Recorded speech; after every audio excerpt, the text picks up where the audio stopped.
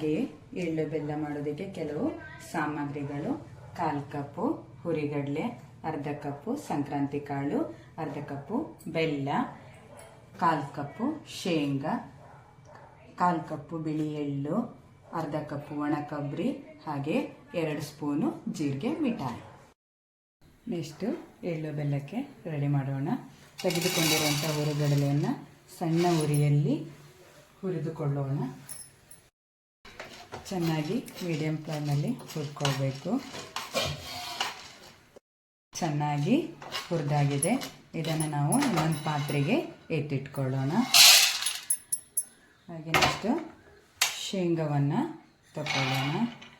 ಇದನ್ನು ಕೂಡ ಸಣ್ಣ ಉರಿಯಲ್ಲಿ ಹುರ್ಕೊಳ್ಳೋಣ.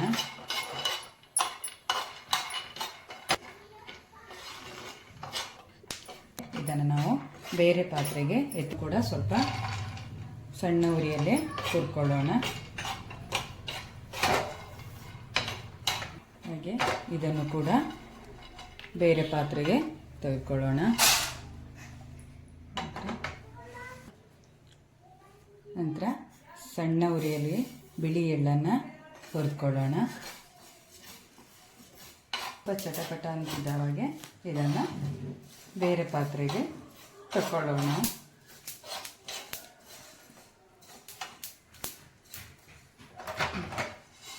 ಇದನ್ನು ಬೇರೆ ಪಾತ್ರೆಗೆ ತಗೊಳ್ತಾ ಇದ್ದೀನಿ. ಹುರಿದಿರುವಂತಹ ಒಣ ಶೇಂಗಾದ ಸಿಪ್ಪೆಯನ್ನು ತೆಗೆದುಕೊಳ್ಬೇಕು. ಹುರಿದಿಟ್ಕೊಂಡಿರುವಂತಹ ಎಲ್ಲ ಸಾಮಗ್ರಿಗಳನ್ನು ಮಿಕ್ಸ್ ಮಾಡೋಣ. ಹಾಗೆ ಇದಕ್ಕೆ ಸಂಕ್ರಾಂತಿ ಕಾಳು, ಬೆಲ್ಲ, ಜೀರಿಗೆ ಮಿಠಾಯಿ ಎಲ್ಲವನ್ನು ಸೇರಿಸೋಣ.